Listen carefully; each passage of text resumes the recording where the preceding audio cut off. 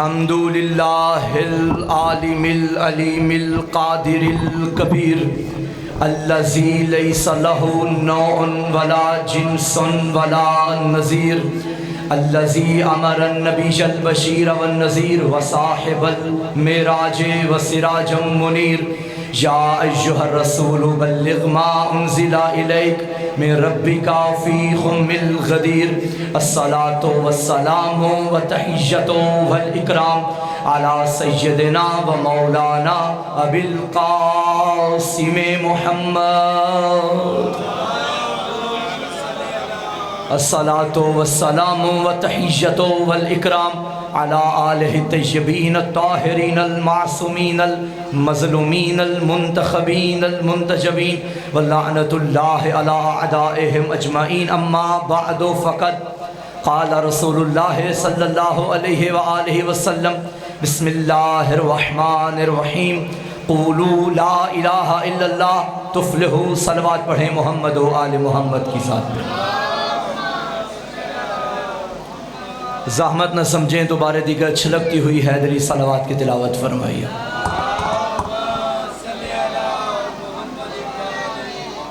انتہائی واجب الاحترام سامعین اعزاء و بلا تمام تعریفیں ہیں اس اللہ کے لیے توجہ ہے بلکہ یوں کہوں کہ اس کاتب تقدیر کے کیا کرم کے فیصلے ہیں کہ اس نے ہماری تقدیر کے صفحات پر یا علی کی ولا لکھی یا شبیر کی عزا لکھی ہے اور درود و سلام اللہ کے ان عظیم بندوں پہ کہ جن کے در پہ آ کے دنیا کی در بدر کی ٹھوکروں سے اللہ نے ہمیں بچا لیا ہے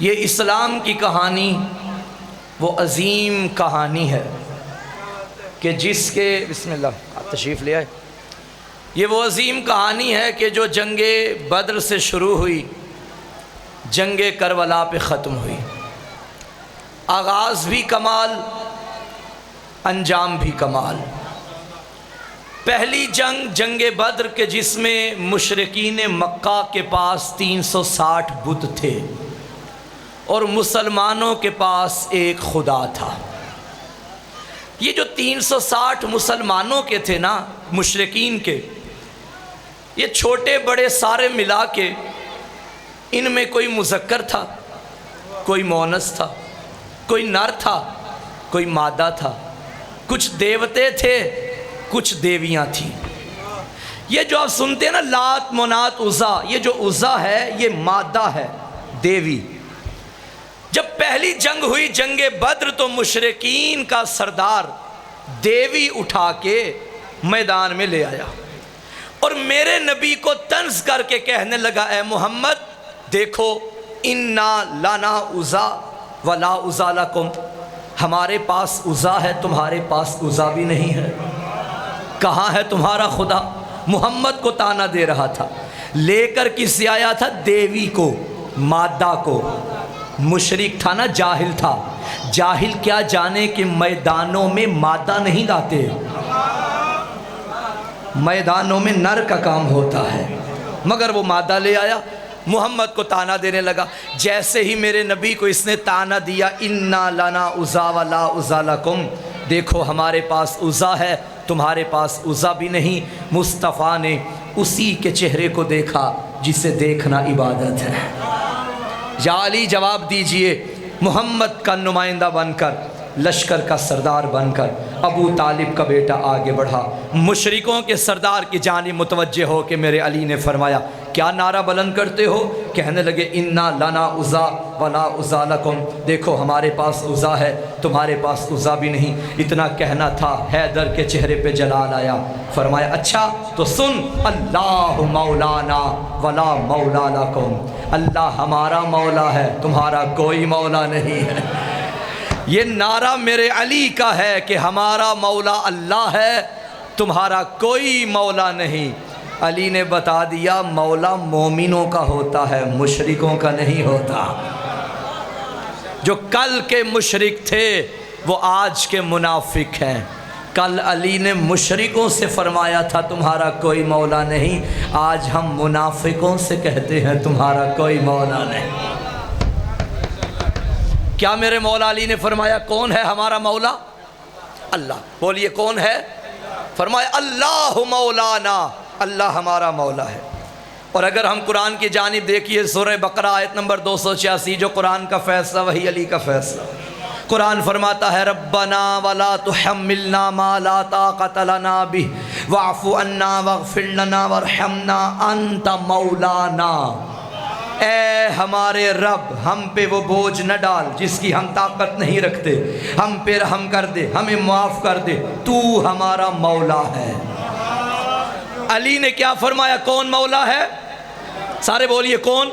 یہ آپ احباب ذرا آگے تشریف لے آئیں تو بڑے اچھے لگیں گے ماشاءاللہ، آلریڈی اچھے لگ رہے ہیں، مزید آگے آ جائیں، مجلس کے حسن میں بھی اضافہ ہو جائے گا۔ بسم اللہ، آگے تشریف لے آئیے۔ بھائی آپ سے کہہ رہا ہوں آ جائیے، آ جائیے، کوئی کچھ نہیں کہتا، سارے اپنے بیٹھے ہوئے ہیں۔ علی نے کیا فرمایا کون مولا ہے؟ سارے بولیے کون؟ قرآن نے کیا فرمایا کون مولا ہے؟ جی اللہ۔ علی نے کیا فرمایا کون مولا؟ قرآن نے کیا فرمایا کون مولا؟ بس جو علی کا مزاج وہی قرآن کا مزاج۔ علی فرماتے مولا اللہ، قرآن کہتا ہے مولا اللہ۔ جو قرآن کی صورتوں میں سمجھ نہ آئے وہ علی کی صورت میں دیکھ لو، کیونکہ قرآن ایک پھول ہے، علی اس کی خوشبو ہے۔ قرآن صامت ہے، علی ناطق ہے۔ قرآن میں سورہ کوثر ہے، علی ساقی کوثر ہے۔ قرآن ہدی للمتقین ہے، علی امام المتقین ہے۔ قرآن کتاب مبین ہے، علی امام مبین ہے۔ قرآن کتاب عرشی و فرشی ہے، علی امام عرشی و فرشی ہے۔ قرآن میں قل هو اللہ احد ہے، علی اللہ کی وحدانیت کی سند ہے۔ قرآن میں سورہ آل عمران ہے، علی فرزند حضرت عمران ہے۔ بھائی قرآن میں سورہ نور ہے، قرآن میں سورہ نور ہے، علی محمد کا نور ہے۔ قرآن میں سورہ یوسف ہے، علی فخر یوسف ہے۔ قرآن میں سورہ محمد ہے، علی داماد محمد ہے۔ قرآن کتاب اللہ، علی ولی اللہ۔ قرآن نور اللہ، علی وجہ اللہ۔ قرآن زینت منبر، علی وارث منبر۔ قرآن کی طرف دیکھنا بھی عبادت، علی کا چہرہ دیکھنا بھی عبادت۔ بیدار مجمع کہہ دو جملہ، قرآن پڑھنا بھی عبادت ہے، علی علی کرنا بھی عبادت۔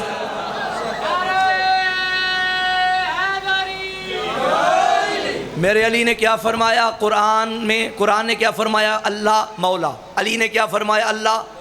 قرآن علی کے ساتھ ہے، علی۔ اچھا آپ میرے ساتھ ہیں یا نہیں ہیں؟ ہیں ساتھ جو بیٹھے ہیں۔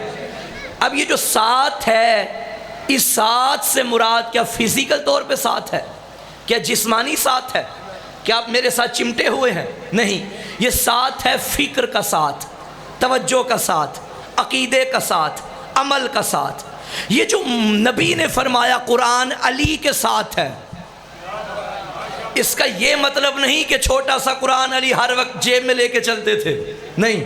کیا مطلب؟ بھئی جو قرآن کی فکر ہے وہی علی کی فکر ہے، جو قرآن کا ذکر ہے وہی علی کا ذکر ہے۔ قرآن علی کے ساتھ ہے، ضروری نہیں کہ جسمانی ساتھ ہو۔ اگر صفین میں قرآن ادھر ہو، علی ادھر ہو، پھر بھی قرآن علی کے ساتھ ہے۔ اچھا کچھ لوگ ساتھ ہوتے ہیں مگر ساتھ نہیں ہوتے۔ مجھے عسکری بھائی زیدی صاحب کا ایک فقرہ یاد آ گیا۔ آخری مجلس تھی قبلہ اظہر حسن زیدی صاحب آل اللہ مقامہ کی کربلا گام شاہ لاہور میں، ٹھیک ہے۔ ان کے چاہنے والے انہیں دعوت دینے گھر آئے کہ قبلہ آئیے مجلس پڑھیے۔ زیدی صاحب فرمانے لگے دیکھو میاں میں بوڑھا ہو چکا ہوں، نہ بولا جاتا ہے نہ سنا جاتا ہے، کسی اور ذاکر سے بولو وہ مجلس پڑھ دے گا۔ انہوں نے کہا نہیں قبلہ آپ بزرگ ہیں، ہمیں آپ سے عقیدت ہے، محبت ہے، بے شک تھوڑی دیر کے لیے ممبر پہ آئیے، بیٹھ کے چلے جائیے، ہمارے لیے اتنا ہی کافی ہے۔ وہ زیدی صاحب کو اٹھا کے ممبر پہ لے آئے۔ 2 منٹ کی زیدی صاحب نے مجلس پڑھی، میں نے بھی میرا خیال ہے 2 سے 4 منٹ اور پڑھنا ہے۔ زیدی صاحب ممبر پہ آئے اور بڑے دھیمے انداز میں فرمانے لگے دیکھو میاں ہم بوڑھے ہو چکے ہیں، نہ ہم سے سنا جاتا ہے نہ بولا جاتا ہے، آج ہم خاموش رہیں گے، یہ مائک آپ کو مجلس سنائے گا۔ اچھا زیدی صاحب خاموش ہو گئے، مائک کی طرف متوجہ ہوئے، کچھ بولو، مائک خاموش، ابے کچھ تو بول، مائک خاموش۔ آہستہ سے فرمانے لگے اب پتہ چلا جب جنس ایک نہ ہو تو صحبت کا اثر نہیں ہوتا، تو ساتھ رہنے کا بھی کوئی فائدہ نہیں ہوتا۔ یہ جو قرآن علی کے ساتھ ہے اس کا مطلب ہے کہ دونوں کا مزاج ایک ہے۔ علی فرماتے ہیں مولا کون ہے؟ بولیے، سارے بولیے، پھر بولیے، مل کے بولیے۔ علی نے فرمایا مولا کون ہے؟ قرآن نے کہا مولا کون ہے؟ پس میں علی کا شیعہ علی کو بھی مانتا ہوں، قرآن کو بھی مانتا ہوں۔ ان دونوں کو ماننے کا نتیجہ یہ ہے کہ میری نظر میں بھی مولا صرف اللہ ہے۔ جسے علی مولا کہے وہی میرا مولا ہے، جسے قرآن مولا کہے وہی میرا مولا ہے۔ بھائی بندوں کو مولا تو تب مانے جب اللہ جیسا مولا نہ ہو۔ جن کے پاس اللہ جیسا مولا ہو انہیں بندوں کو مولا ماننے کی کیا ضرورت ہے؟ مگر کیا کروں، مجبور ہو گیا۔ جسے مولا مانا تھا نا اسی نے پالانوں کا منبر بنوایا، نبی سے کہہ دیا، کہہ دے من کنت مولا فہذا علی مولا، تو کہنے دو جنہوں نے اللہ کو مانا انہوں نے اللہ مولا مانا، جنہوں نے اللہ کی مانی انہوں نے علی مولا مانا۔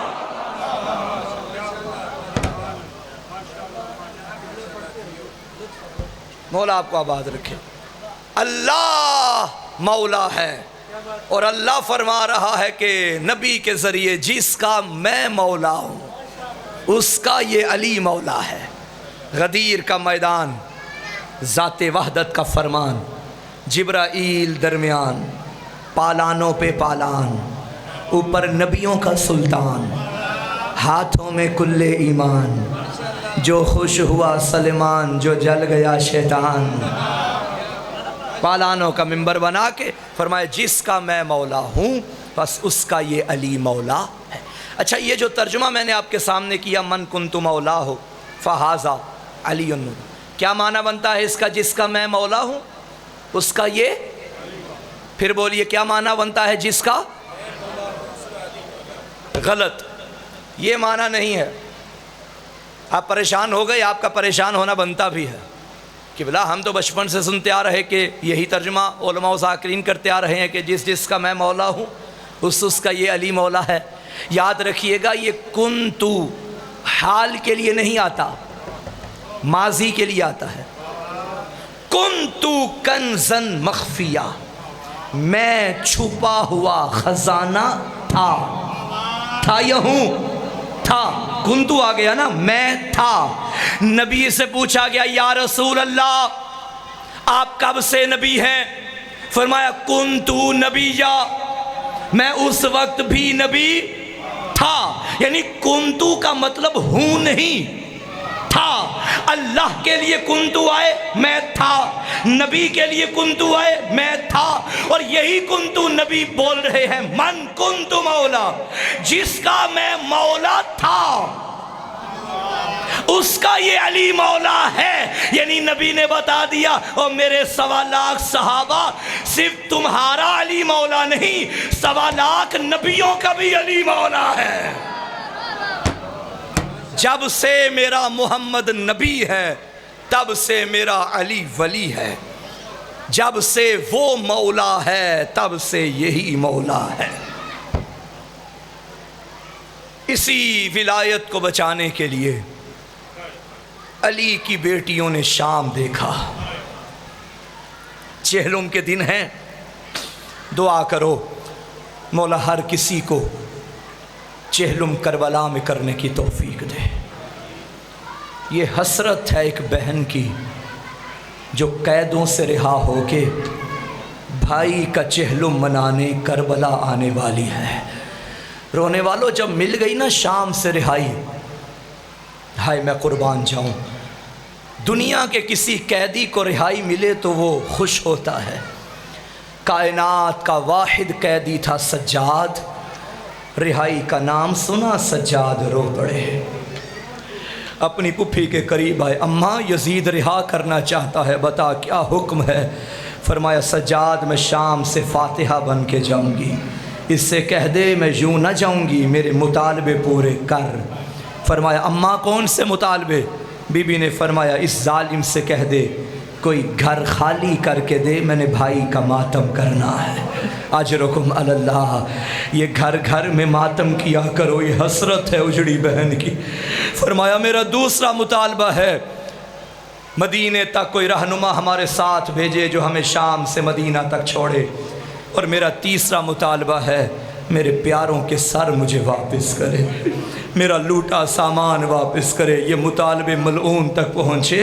یہ ظالم کہتا ہے سجاد 2 مطالبے تو پورے کر لوں گا، گھر بھی خالی ہو جائے گا، بشیر کو ساتھ بھی بھیجوں گا، مگر سامان کیسے واپس کروں؟ کوئی لوٹ کے کہیں لے گیا، کوئی تیرے بابا کی انگوٹھی کہیں لے گیا۔ عزادارو یہ ظالم کہتا ہے سجاد قیمت لے لے، مجھے معاف کر دے۔ قیمت کا نام آیا، تڑپ گیا غیرت کا بیمار۔ فرمایا حیا نہیں آتا؟ کیا قیمت لگائے گا میری ماں کی چادر کی؟ کیا قیمت لگائے گا میری بہن کی بالیوں کی؟ بس عزادارو گھر خالی ہو گیا۔ علی کی بیٹی نے شام کی عورتوں کو بلایا، زینب بنت علی نے مجلس پڑھنا شروع کی۔ ہم آپ کے سامنے کبھی مقتل پڑھیں حسین کا، کبھی مقتل پڑھیں علی اکبر کا، کوہرام برپا ہو جاتا ہے۔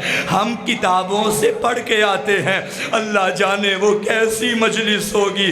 پڑھ وہ رہی تھی جو 70 قدموں سے دیکھتی رہی، کبھی کہتی تھی شام کی تو میرا بھائی ایسا مارا گیا، میرا اکبر زین سے گرا، میرے غازی کے بازو قلم ہوئے۔ مقتل پڑھتے پڑھتے زینب بنت علی نے فرمایا شام کی عورتوں مجھے وہ وقت نہیں بھولا جب میں شام آئی تھی، تمہاری جھولیوں میں پتھر تھے، تم نے میرا استقبال کیا۔ اگر کسی کی حسرت رہ گئی ہو، آؤ زینب جا رہی ہے، آؤ مجھے پتھر مارو۔ شام کی عورتوں نے ہاتھ جوڑے، بی بی معاف کرنا، ہم نے تب تجھے پہچانا نہ تھا۔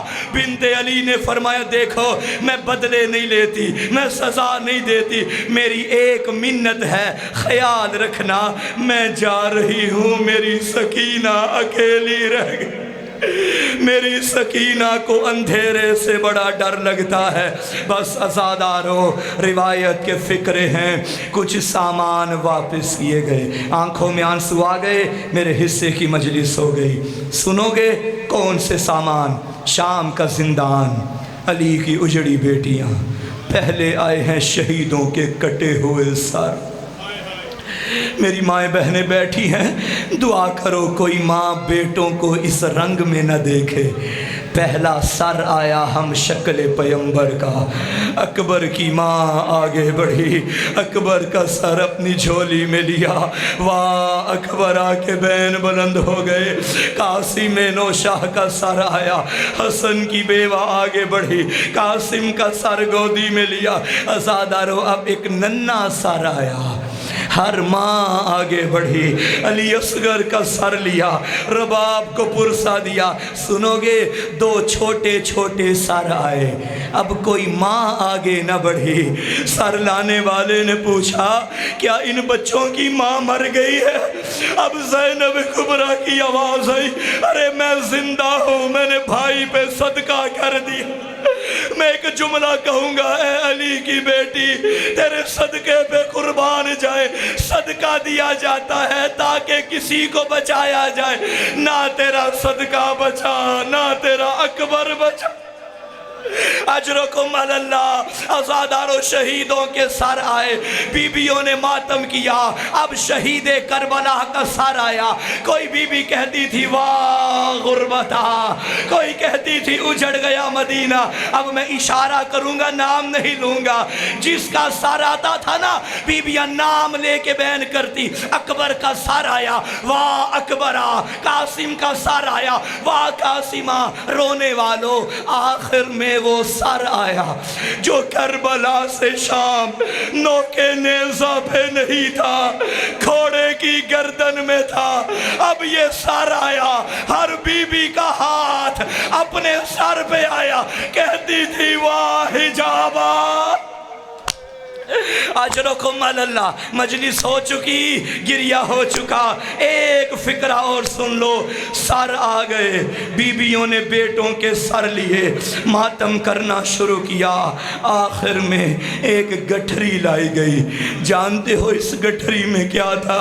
آگے بڑھی میر کارواں زینب بنت علی، گٹھڑی کھولی، وہ چادریں آ گئیں جو شام غریبہ میں لوٹی گئی۔ بی بی نے پہلی چادر نکالی، بھابی رباب آپ کی چادر آ گئی۔ دوسری چادر نکالی، ام لیلا آپ کی چادر آ گئی۔ اب مجھے وہ معاف کرے جن کے گھر میں چھوٹی بیٹیاں ہیں۔ عزادارو، جب آخر میں چادر نکلی، یہ بڑی چادر نہ تھی، یہ چھوٹی سی چادر تھی۔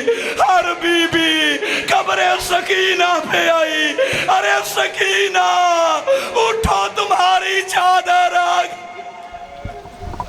اللہ لعنت اللہ علی القوم الظالمین۔